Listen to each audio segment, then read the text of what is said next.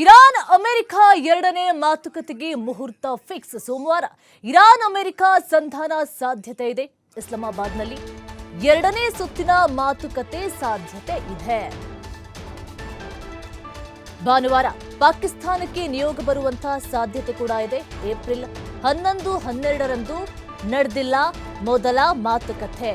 ಇನ್ನು ಮುಂದೆ ನಡೆಯುವಂತಹ ಮಾತುಕತೆಯಲ್ಲಿ ಏನೆಲ್ಲ ಷರತ್ತುಗಳನ್ನು ವಿಧಿಸಬಹುದು, ಷರತ್ತುಗಳನ್ನು ವಿಧಿಸಿದ ನಂತರ ಅದನ್ನು ಮುರಿಯುವಂತಹ ಪ್ರಯತ್ನ ಸಹ ಆಗಬಹುದು.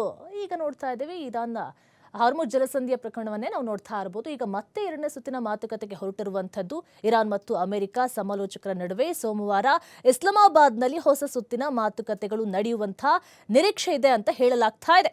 ಪಶ್ಚಿಮ ಏಷ್ಯಾದಲ್ಲಿನ ಉದ್ವಿಗ್ನತೆಯನ್ನ ಶಮನಗೊಳಿಸಲು ಹೊಸ ರಾಜತಾಂತ್ರಿಕ ಪ್ರಯತ್ನಗಳ ಮಧ್ಯೆ ಈ ಬೆಳವಣಿಗೆ ಸಂಭವಿಸಿರುವಂಥದ್ದು.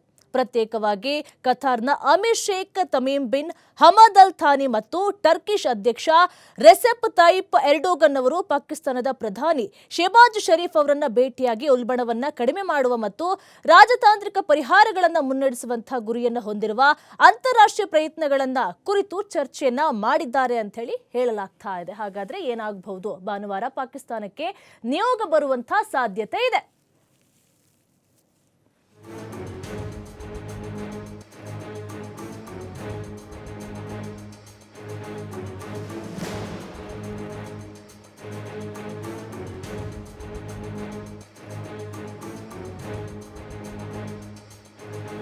ಹನ್ನೆರಡರಂದು ನಡೆದಿಲ್ಲ ಮೊದಲ ಮಾತುಕತೆ. ಹಾಗಾಗಿ ಭಾನುವಾರ ಪಾಕಿಸ್ತಾನಕ್ಕೆ ನಿಯೋಗ ಬರುವಂತಹ ಸಾಧ್ಯತೆ ಇದೆ.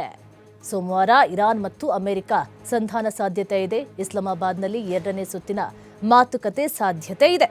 ಈ ನಿಟ್ಟಿನಲ್ಲಿ ಪಾಕಿಸ್ತಾನ ಇಸ್ಲಾಮಿಕ್ ಗಣರಾಜ್ಯ ಕೈಗೊಂಡ ಪ್ರಯತ್ನಗಳನ್ನ ಎಮಿರ್ ಮತ್ತು ಟರ್ಕಿಶ್ ಅಧ್ಯಕ್ಷರು ಶ್ಲಾಘನೆ ಮಾಡ್ತಾರೆ. ಪ್ರಧಾನಮಂತ್ರಿಗಳ ಪ್ರಯತ್ನಗಳಿಗೆ ತಮ್ಮ ಬೆಂಬಲವನ್ನ ವ್ಯಕ್ತಪಡಿಸಿದ್ರು ಅಂತ ಹೇಳಿ ಕತಾರ್ನ ಅಮಿರಿ ದಿವಾನ್ ಕೂಡ ಹೇಳಿದ್ದಾರೆ ಅಂತ ಹೇಳಿ ಅಲ್ ಜಜೀರಾ ವರದಿ ಸಹ ತಿಳಿಸಿರುವಂತದ್ದು.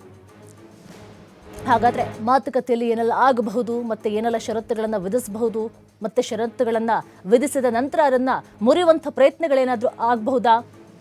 ಸಾಕಷ್ಟು ಕುತೂಹಲವನ್ನ ಮೂಡಿಸ್ತಾ ಇದೆ. ಅಮೆರಿಕ ಸಂಧಾನ ಸಾಧ್ಯತೆ ಕೂಡ ಇದೆ. ಇಸ್ಲಾಮಾಬಾದ್ನಲ್ಲಿ ಎರಡನೇ ಸುತ್ತಿನ ಮಾತುಕತೆ ಆಗಬಹುದು. ಭಾನುವಾರ ಪಾಕಿಸ್ತಾನಕ್ಕೆ ನಿಯೋಗ ಬರುವಂತಹ ಸಾಧ್ಯತೆ ಇದೆ.